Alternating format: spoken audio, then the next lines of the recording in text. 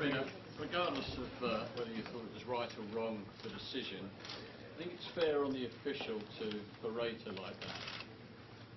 Excuse me? To Do you berate? think it's fair on the official? I think everyone is so intense out there. I was really intense, and everyone wants to just do great. I know I did, and yeah, just trying my best, you know? It's like giving your 100%.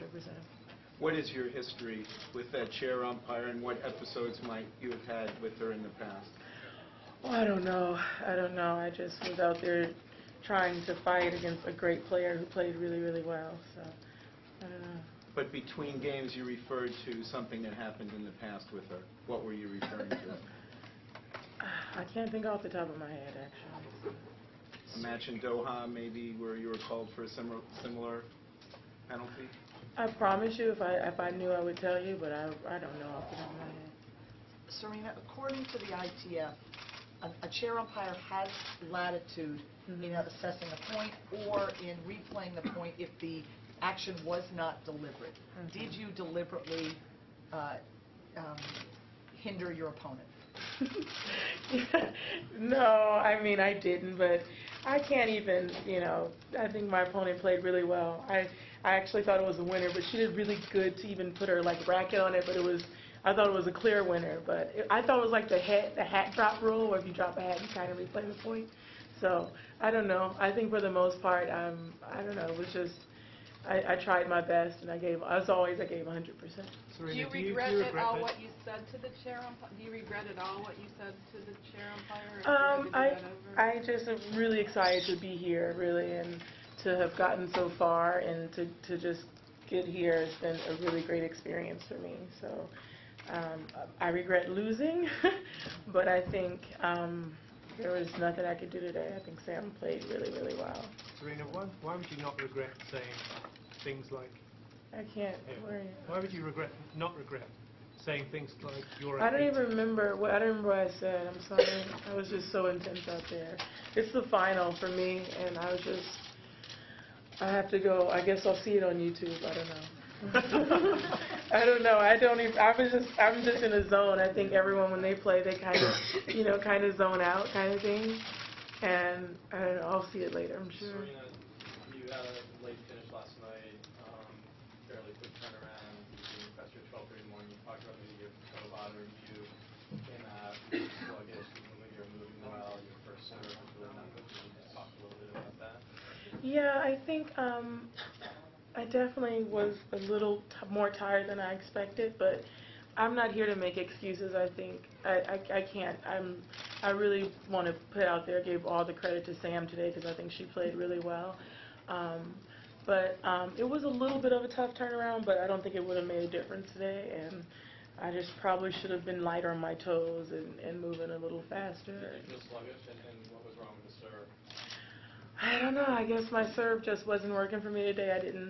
I don't know the stats of exactly what my first serve percentage was. I don't think it was good. And 35% when you first served. Oh, wow. That's not so good. But that's good news for me, because I know that that's something that I can improve on in going into, playing her again or playing anyone. I can look forward to, okay, Serena, get your first serve in. So I'm definitely going to work on that. Serena, given what you've been through over the last 14 months or so, how does being a U.S. Open finalist sit with you at this point? It's really great. The last 14 months has been anything less than disastrous, and it's been really, really, really hard. And to even have a chance to play for the U.S. Open, I would have never thought I would have had that chance,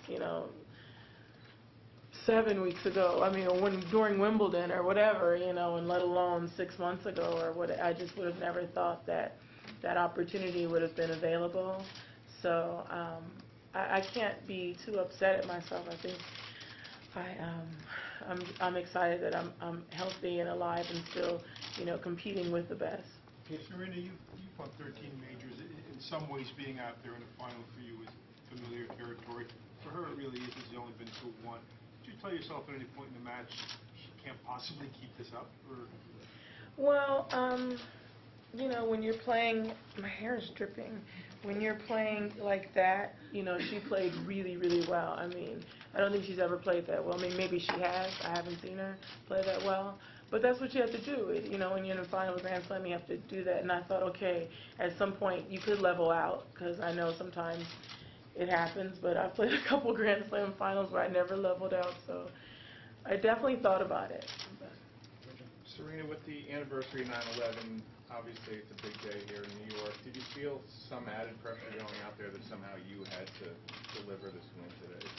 I definitely wanted to win today, all because of 9/11 and everything that New Yorkers and Americans and 10 years ago, I was actually at the same stage right before this all happened, and it was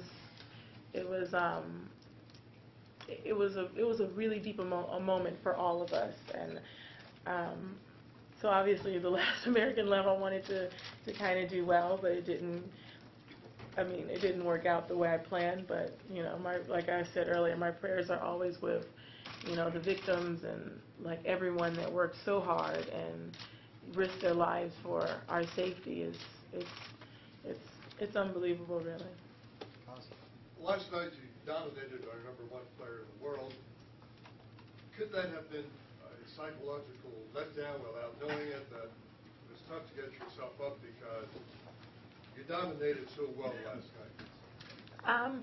I think I may have played better yesterday, but in order to win a Grand Slam, you have to be consistent for 7 matches, and if not, then you're not going to win. So I definitely think that it's a good result, knowing that I have beaten the #1 and a couple other players, high ranked. It's definitely confidence building going on into what's left of the year. Serena, you played, I believe, Sam 6 times before. Has she ever hit the ball that hard against you? No, she was cracking them today. She definitely hit hard and just went for broke. And I think sometimes, a lot of people were putting me as the favorite, and I definitely was trying not to put myself as the favorite. I was like, it's anyone's game, as you can see as a result today. So I think that she definitely hit really, really hard. What impact, if any, did losing that point have on this match today, and what carried over maybe from that moment for you? I don't know. I don't think it had a big impact, because I think at the end she won pretty handily, like 6-3, so maybe it would have been 6-4, I don't know. But I think, like I said, I give her all the credit, because she really played phenomenal, and she deserved to be the U.S. Open champion this year. Serena, 2 years ago the umpire was from Northern Europe, Danish, 3 Greeks.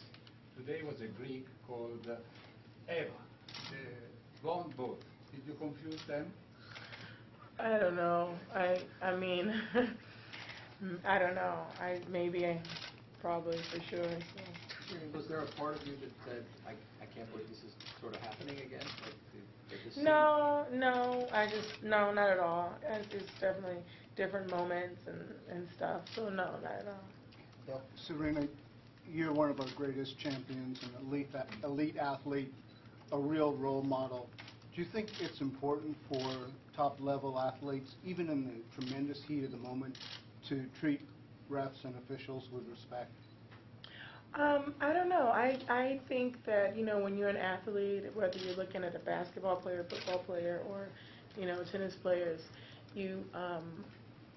these athletes, we train all our lives, since I was 3, and I lie about my age a lot, but I'm 29.